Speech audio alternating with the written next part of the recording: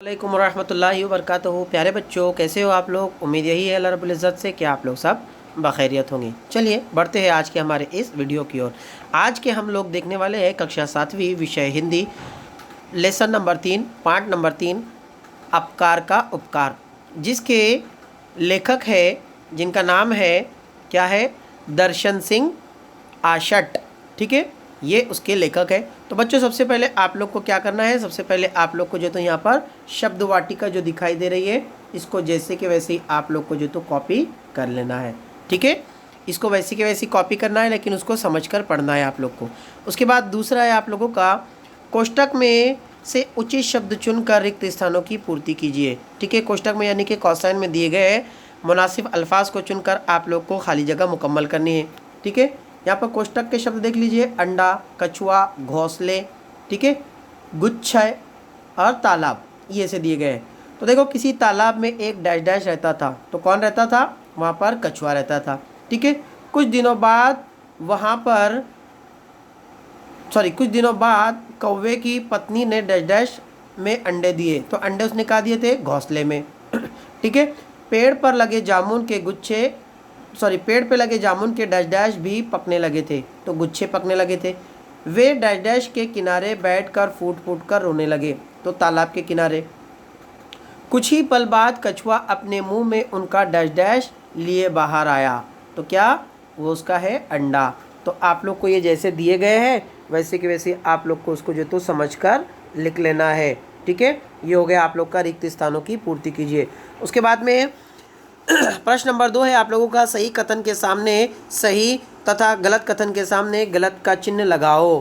ठीक है, तो यहाँ पर आप लोग को कुछ वाक्य दिए जा रहे हैं, जैसे तालाब के बिल्कुल किनारे पर एक जामुन का पेड़ था, सही वाक्य है।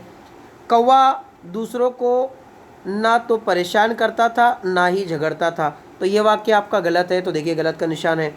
कौवे की पत्नी नम्र स्वभाव की थी, सही है। ठीक है, उसके बाद कछुए ने तालाब से बाहर आना कम कर दिया था, ये भी सही है। ठीक है, क्योंकि उसको कौवा जो तो सताया करता था। उसके बाद में कछुए ने कौवे को अंडा निकाल कर उस पर अपकार किया। ठीक है, तो अपकार नहीं किया उसने, उस पर क्या किया? उपकार किया था। ठीक है, तो ये जुमला कैसा हुआ? ये जुमला गलत हुआ। और कौवा अपने व्यवहार पर लज्जित हुआ, तो ये जवाब बिल्कुल सही है। लज्जित का मतलब होता है शर्मिंदा। ठीक है, तो कौवा अपने इस पर जो तो शर्मिंदा हुआ।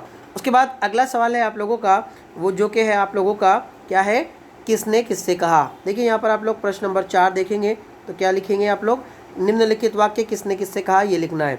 तो यहाँ पर आप लोग को वाक्य दिए जा रहे हैं, क्यों भाई कौवे मेरी पीठ पर चढ़कर मुझे तंग करते क्यों हो, ये किसने कहा? तो ये वाक्य देखिए आप लोग, इस तरीके से आप लोग हाशिया भी जो तो वहाँ से खींच सकते हो, या अगर आपके पास में लिखने के लिए जगह नहीं है तो ये किसने किससे कहा, यहाँ पर आप लोग उत्तर डाल के नीचे भी लिख सकते हो। तो यहाँ पर आप लोग लिख सकते हो, कछुए ने कौवे से कहा। उसके बाद दूसरा देखिए, क्यों मैं तुझे क्यों मेरी पीठ पर बिठाऊं, ये किसने कहा? तो ये कौवे ने कहा कछुए से। उसके बाद में शुक्र है कि तुम्हारा अंडा पानी में ही गिरा, तो ये किसने कहा? कछुए ने कहा। कौवा दंपत्ति से, देखिए दंपत्ति का मतलब होता है पति पत्नी। ठीक है, तो कौवा दंपत्ति यानी कि कौवे की पति पत्नी दोनों से उसने जो तो कहा। उसके बाद अगला है आप लोग का, आज मेरी आंखें खुल गई, किसने कहा? कौवे ने कहा कछुए से। उसके बाद अगला है, जब जागो तभी सवेरा, ये किसने कहा? कछुए ने कहा, कौवे से कहा। ठीक है, तो ये भी आप लोग को जो तो लिख लेना है। उसके बाद अगला सवाल है आप लोग का बच्चों, जो कि हमारा आखिरी सवाल है, निम्नलिखित प्रश्नों के उत्तर एक वाक्य में लिखिए। ठीक है, कछुआ कहाँ रहता था? तालाब में। तालाब के किनारे किसका पेड़ था? जामुन का। जामुन के पेड़ पर कौन आकर रहने लगा? तो कौवा दंपत्ति या कौवा और कौवे की पत्नी जो तो वहाँ पर आकर रहने लगे। ठीक है, अगला सवाल है आप लोगों का, अगला सवाल है, कौवे की पत्नी का स्वभाव कैसा था? तो उसका स्वभाव कैसा था? नम्र था। ठीक है, उसके बाद कौवे की पत्नी ने अंडे कहाँ दिए? घोंसले में दिए। ठीक है, आगे बढ़ते हैं। ठीक है, आगे बढ़ने के बाद में जो तो हम लोग देख सकते हैं कि अंडा कहाँ पर गिरा? तो अंडा जो तो तालाब में जाकर गिरा था। ठीक है, उसके बाद में तालाब में अंडा निकाल कर बाहर कौन ले आया? तो कछुआ ले आया। अंत में अपने किए पर कौन लज्जित हुआ? कौवा लज्जित हुआ। ठीक है, इस तरीके से सवाल आप लोग को लिखना है। और आखिरी सवाल है आप लोगों का, सॉरी इसके बाद भी सवाल रहेंगे आप लोगों के। देखिए यहाँ पर आप लोग को लिखना है कि भाषा बिंदु यानी कि व्याकरण, व्याकरण का पॉइंट आप लोग का डील किया गया है। निम्नलिखित शब्दों में वचन और लिंग बदलकर वाक्य का प्रयोग कीजिए। यहाँ पर आप लोग को जो तो लिंग बताए गए हैं, जैसे पहला शब्द है आप लोग का गुड़िया, तो गुड़िया का लिंग क्या आएगा? गुड्डा। ये स्त्रीलिंग है, उसका पुल्लिंग बदले हम लोगों ने और उस गुड्डे को हम लोगों ने जुमले में इस्तेमाल किए। मेरे गुड्डे की पोशाक सुंदर है। उसके बाद दूसरा है अध्यापिका, अध्यापिका का मतलब होता है लेडी टीचर, उसका पुल्लिंग रहेगा अध्यापक। ठीक है, अध्यापक कक्षा में पढ़ा रहे हैं। ठीक है, उसके बाद है अभिनेता, अभिनेता का मतलब होता है एक्टर और उसका पुल्लिंग आएगा एक्ट्रेस, जैसे अभिनेत्री। ठीक है, मीना कुमारी बहुत कुशल अभिनेत्री थी। ठीक है, ये हो गया वाक्य प्रयोग। उसके बाद सास, सास का, सास जो है तो ये पुल्लिंग स्त्रीलिंग है, इसका पुल्लिंग रहेगा आप लोग का ससुर। तो देखो नेहा के ससुर कपड़ों के व्यापारी है।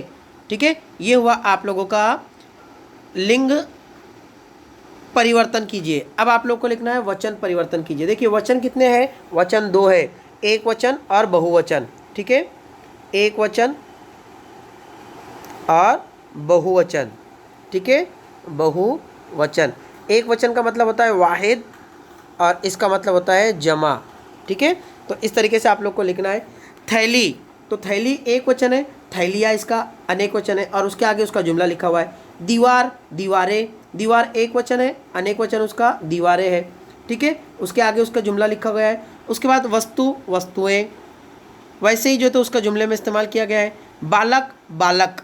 ठीक है, देखो बालक का एक वचन भी बालक ही है और बहुवचन भी बालक ही है, इसलिए हम लोग को कंफ्यूज नहीं होना है। ठीक है, तो यहाँ पर वैसे कि वैसे आप लोग को लिखना है। तो बच्चों उम्मीद यही करता हूँ कि आपको वीडियो पसंद आया होगा। जब आपको वीडियो को अंत तक देखें और अगर आप लोग ग्रुप पर नए हो, चैनल पर नए हो, तो चैनल को सब्सक्राइब कर लो ताकि आप लोग को नया वीडियो आने पर अलर्ट आप लोग को जो तो मिल जाए। मिलते हैं अगले वीडियो में, तब तक के लिए अल्लाह हाफ़िज़।